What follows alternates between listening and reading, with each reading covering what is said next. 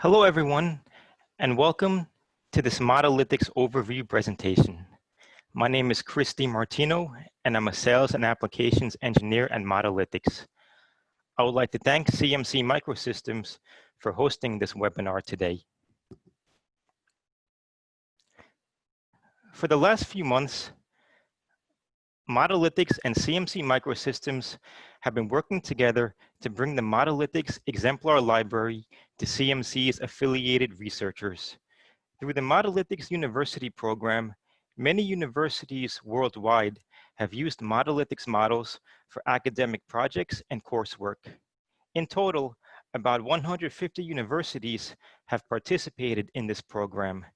These include the University of Cambridge, the University of Calgary, Virginia Tech, and many, many others.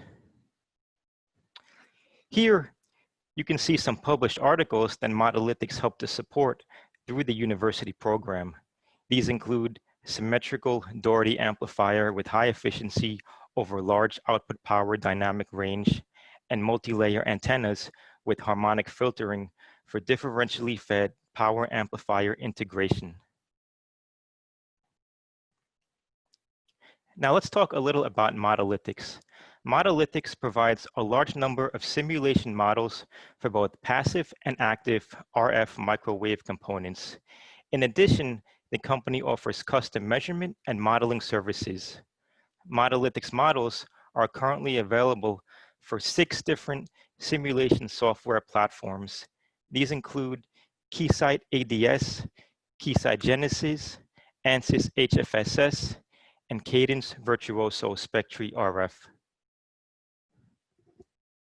So why should designers use Modelithics models? Well, simply put, Modelithics models enable designers to go from concept to product faster and easier. But why is this the case? Well, first, Modelithics models can be defined as measurement-based equivalent circuit models developed using precision measurements. The models are validated over a wide range of conditions. Designers can take comfort knowing that the models incorporate real-world aspects like parasitics and higher-order resonances. As a result, the models accurately predict real-life performance over broad frequency ranges. Scalability is another important aspect. Many models scale with respect to substrates and solder pads. This means that designers can use the substrate they want and specify certain solder pad dimensions when using the models. The models will then scale appropriately. So in the end, designers get both flexibility and accuracy. And finally, every model comes with its own datasheet that can be easily accessed within the simulator. So let's discuss Modelithics microwave global models, which represent the company's unique approach to modeling. Microwave global models are available in the Modelithics CLR library. This library contains a large number of capacitor, inductor, and resistor models. What's unique about a microwave global model is that it covers a full range of part values for a vendor component series. This makes the models very well suited for tuning and optimizing a design. Microwave global models also scale with respect to substrates and solder pads. Other features include solder pad de-embedding and statistical analysis. This makes the models very well suited for EM circuit co-simulations and Monte Carlo simulations. So we spoke about how a single microwave global model covers the full range of part values for a vendor component series. We can elaborate on that by showing the part value scalability of the microwave global model for the Vishay VJ0402 capacitor part family as an example. Shown here are S11 and S21 simulation results when simulating the model with 4 different capacitance values. You can see how the results scale with respect to the part value. We also spoke about substrate scalability, so let's get into that in more detail. Shown here are S11 plots of an AVX capacitor on various substrates. Both modeled and measured data are shown. The red represents capacitor data on a 6.6 mil thick Rogers 4350B substrate, while the blue represents data on a 20 mil thick Rogers 4003C substrate. The green represents data on a 60 mil thick Rogers 4003C substrate. In addition, the black trace depicts data from a vendor S parameter file that was created from measurements using just one specific substrate. You can see how the performance changes with respect to the substrate on which the capacitor is mounted. This demonstrates the importance of using substrate scalable models. In contrast,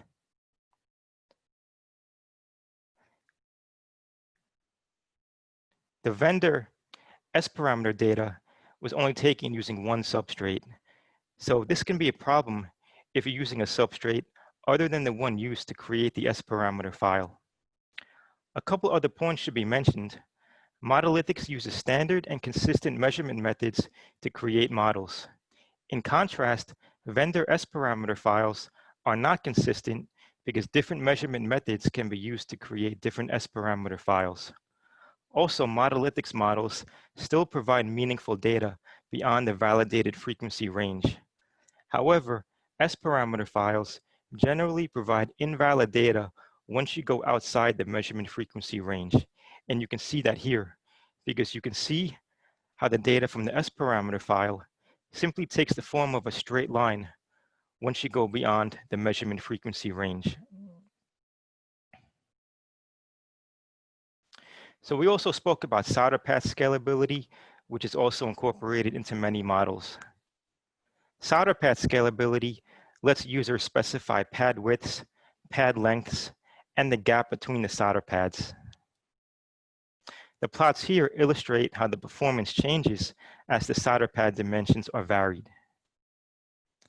Now you can also disable the pads by using the sim mode parameter. This is useful for EM circuit co-simulations in which the pads are included in the EM analysis. Also, users can control the connection angle and add solder mask and solder paste for board fabrication purposes.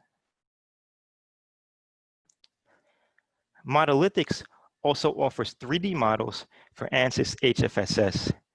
These models are very useful because they offer insight into coupling and component interactions.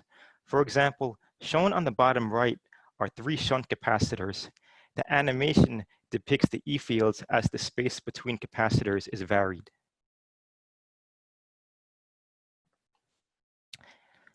Now let's talk about the Modelithics EXEMPLAR Library.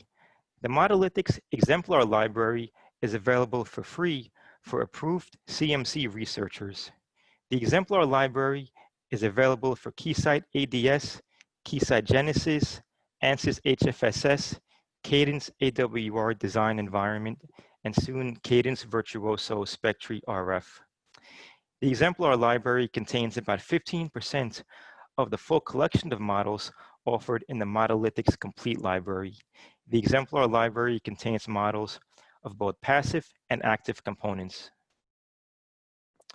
So how can the Modelithics EXEMPLAR Library be used as an educational tool? Well, the EXEMPLAR Library comes with many example projects that include models from the EXEMPLAR Library itself.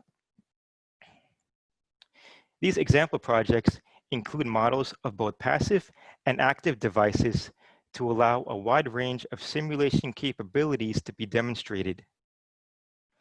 Some of the simulation capabilities that are demonstrated in the examples include part value optimization, substrate scaling, power sweeps, and much more. Therefore, students can use the example projects to help them create their own designs.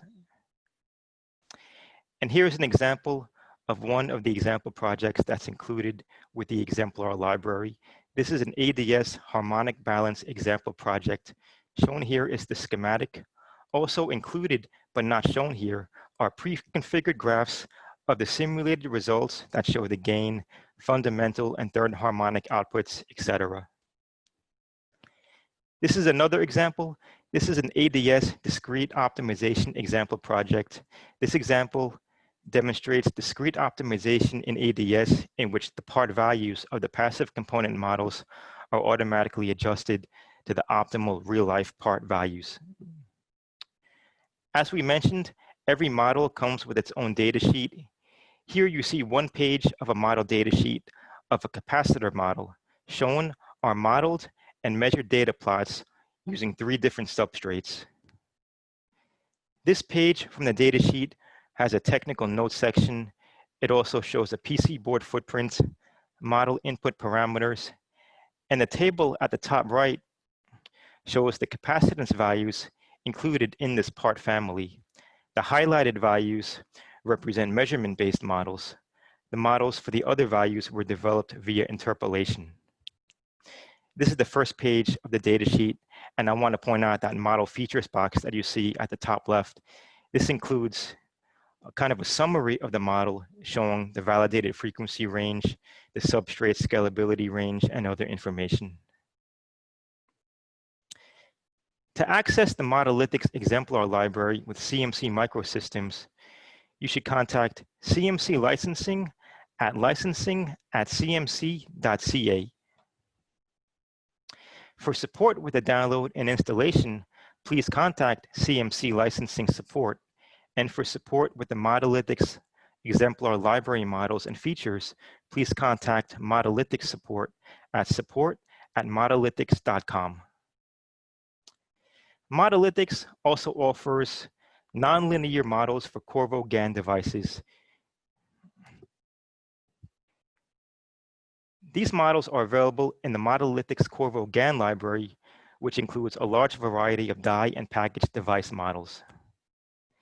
These models include many features that you can see here, such as scaling of operating voltages, ambient temperature, and self-heating effects, and more.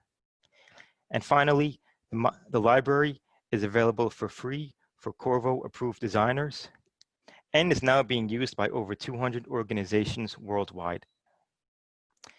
To request the Modelithics Qorvo Gan library, just fill out the form on our website.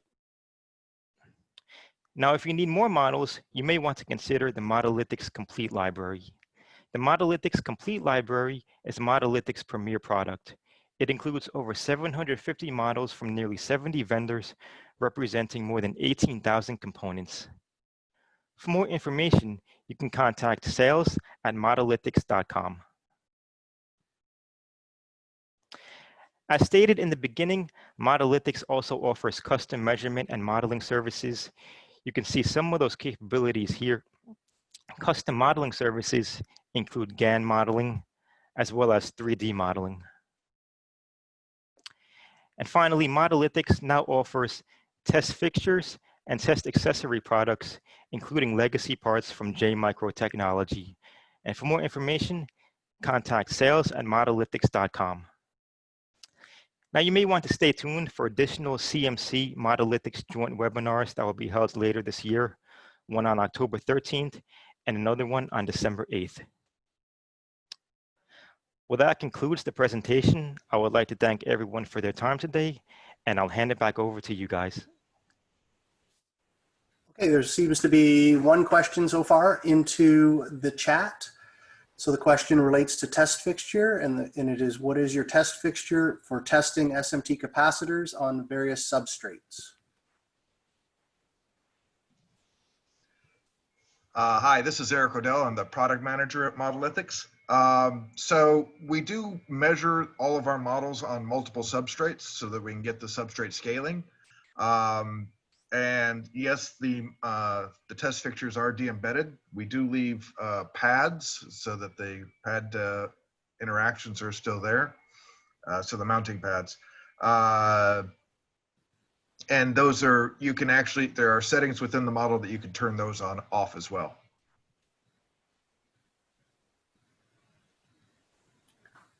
Okay, I think we have a small enough audience. There's just under 20 people. So if people wanted to unmute themselves and ask questions, we could probably accommodate that. There's another question just came in through chat that I'll read first. You provide the RLC circuit model of the passives as well? We provide a encoded model. We don't, so they contain proprietary scaling equations and such. So we don't actually have a like a SPICE model, if that's what you're asking for. So This is Larry. Can you hear me? yes. Yeah, so this is Larry Dunleavy at Modelithics. Yeah, just to expand on that, the model that we use for our global models is an advanced equivalent circuit model. It is an RLC model that has several equations embedded in, as Eric said, are proprietary relative to how we can have one model that fits many part values, many substrates, and has a lot of user features. You know, that said, on a custom basis, we have sometimes delivered SPICE models for specific customers on a more simplified topology and so on. That's more of a standard published topology, and that is possible if you're interested in that. But if you go to push into the model, yeah, no, you won't push into our standard models. Hopefully that, you know, answers the question. But we have, again, on occasion, some people don't necessarily need that sophisticated model. They just would like something that is more of a standard passive model, and we can extract that on a custom basis. A couple of follow-on questions have come in as well. Wondering about whether you provide the package model for GAN devices.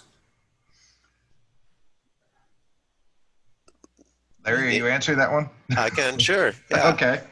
Yeah. So so if we're talking about so there's many ways to go, right? So if you I saw that Chris talked about the Corvo Gan library. So the Corvo Gan library is more than 70 models, and probably more than 50 of them are packaged devices, maybe more, you know, anyways. And those are all packaged high power devices. So there's access to intrinsic ports and so on. The model's been validated at the external package levels. So if that's so that's on a sort of a library basis, and we have other package models that are within our standard library. On a custom basis, we can work one-on-one with a customer to extract a model. For GAN, we have some different options. I would say these days we have 3 options that are our preferred options for the, you know, what we call the intrinsic model for the nonlinear model for GAN. One is a highly customized version of the Angelov model, and that that customized version gives advanced scaling features like a VDSQ scalability, which is kind of a scalable sweet spot. We have intrinsic sensing. If you want, we can pull out temperature sensing. We have a lot of options that are part of that that Angelov, modified Angelov, Modelithics Angelov model, if you will, which we're always, you know, kind of looking for improvements to that. So because of that, the scalability and so on, you know, those models are delivered encoded as well. We have on occasion extracted a standardized, like say, Angelov model that you can find within the simulator, or that's already published, and that's that can be done if you want an open parameter model. But I might be going beyond. The question. I did say we had 3 intrinsic models that we like to work with. Our version of the Angelov model. We also have a kind of a modified EE hemp model and an ASM hemp model. And again, we tend to like to put our own bells and whistles on these models, but at the core, Angelov, EE hemp, ASM hemp based, you know, models that have been kind of customized to have advanced features. So then the package, you know, going from die to package, I mean, so for package modeling, we really like to model from the inside out when we can. So we often are able to work with, if we can work with the foundry, that's the best way to go. We can model outside in, which means we just have external terminal type of data, and we can model it that way. But we typically will model the die, and then model the die in the package together, and use as much physical information as we can. Thank you.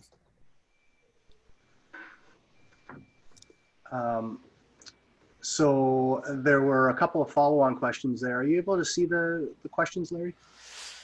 I saw one kind of pop up. Let me open up the chat. I don't have my chat open. There we go.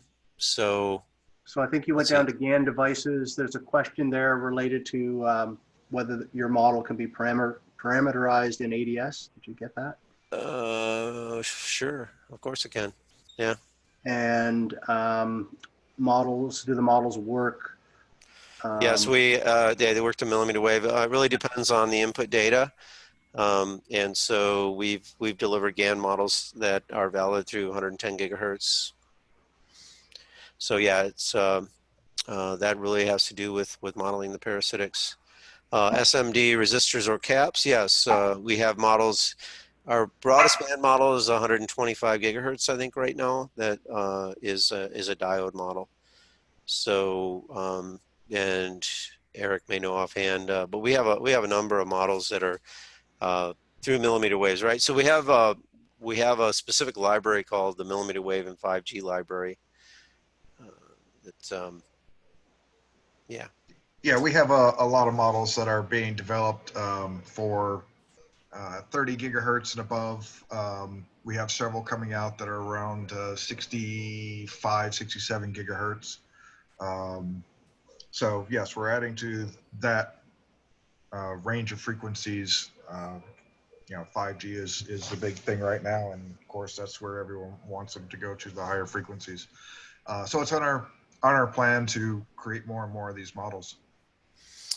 Yeah, so as far as universities, we're coupled with the University of South Florida. In other words, we're on a research park adjacent to campus, and so we routinely fund professors and students there primarily. We're open to working with other universities. We follow the literature, and we have several PhDs on staff who improve our models all the time, as well. On core power inductor models, that's something that we're looking at. Probably the closest is we have ferrite bead models that are nonlinear and bias and temperature dependent ferrite bead models, which aren't necessarily for power, but they're pretty good examples of what we can do.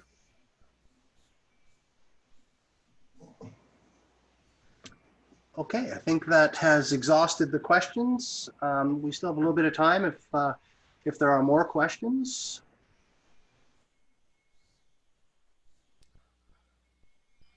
Oh, one just in about HFSS models. Why don't you try that one, Chris? I know the answer, but Testing.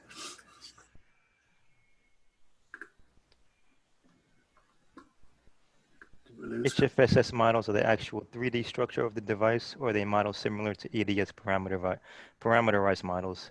And the answer is, yeah, they are actual 3D models. yeah, so they're defined by their the material and the geometry of the device, typically shared with Modelithics under NDA. We have many trusted relationships with manufacturers and that's one of the big advantages of the HFSS encryption is that manufacturers can work with us in confidence to have one NDA with one company, us, and then we can share the models and with many of their customers without them having to worry about their manufacturing IP. I see the question here about the HFSS models being encrypted. Yes, they are, as Larry was saying, for to protect the manufacturer's IP. I'm kind of curious as the statement here about hard to work with encrypted models. We support multiple versions of HFSS, and so far we haven't seen anything. I mean, are you looking for specific functionality, being able to do some? Okay, so because of the password. So there are, the way we do our encryption is we use the internal ANSYS password. So it's not going to ask you for a password. So there are a couple of different ways to do the encryption, and one is to use the ANSYS built-in password, and that's how we're using it. You won't be asked for a password. The models are licensed, so again, you'll have to go through CMC to get the license. But once it's licensed, it runs just like, you're not asked for another password. That's it. You drag it in, you simulate.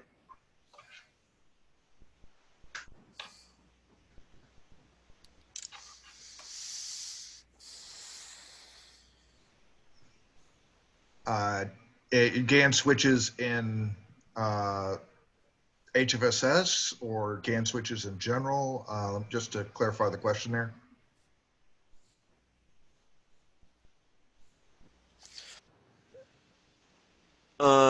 Yes, we do support Gan switches. Yeah, that's a separate question, right? Yeah, he did. Yeah. Mm-hmm. We do support Gan switches. And that's mostly been done on a custom basis. I'm not sure we have a really good example in our really, kind of organized libraries for a Gan switch. Yeah, that's been done on a custom basis.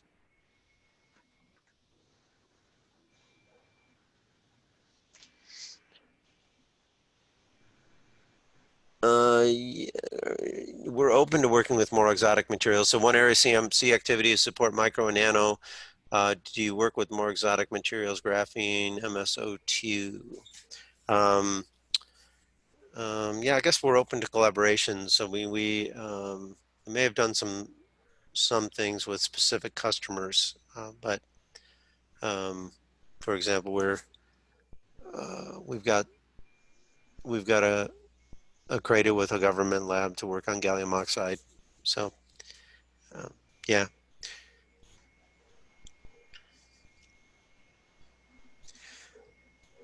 Yeah, and we're a small business, so if I think this is mainly a university network here, right? So I don't know how I'm not so familiar with the Canadian government, but the National Science Foundation has STTRs, which help foster university and small business type of collaborations, and so if Canada has something like that, we'd be happy to partner with universities on targeted research projects as well.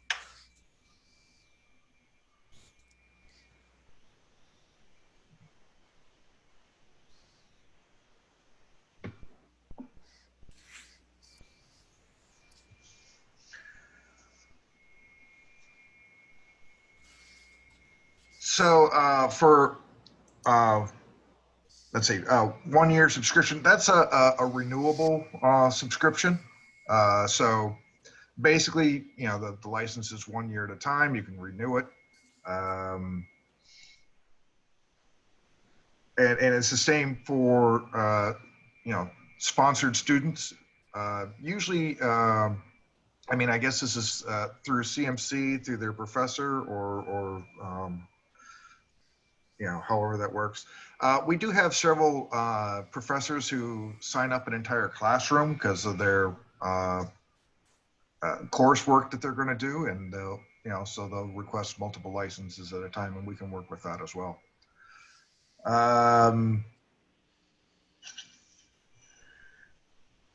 Do you provide monolithic components? All right, so we actually have, we don't actually make components. We do models of components. So we have a library of, I believe we're up to 70 different vendors. Most popular ones, we have ATC, AVX, Coilcraft, Murata, Vishay, TDK, Corvo, Mini Circuit. So we have a lot of different vendors of which we do models. Okay. If there are no more questions, watch your emails for the upcoming webinars, and I will find a way to make the slides or a copy of the slides available. And there's one more question that just came in. Do you provide probe cards? No, not probe cards. I'd recommend, I mean, we've been working with GGB for years on that, and so they would be a good source, and there's some other companies out there, but yeah, I agree. GGB was really, really friendly to us when we were just getting started as a university spin out. So they've kind of earned my loyalty.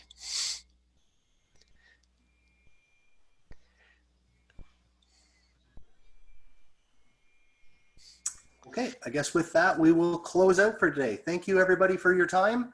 And again, watch your messages for upcoming webinars. Thanks, folks, from Modelithics. Thank you. Bye. Thank you.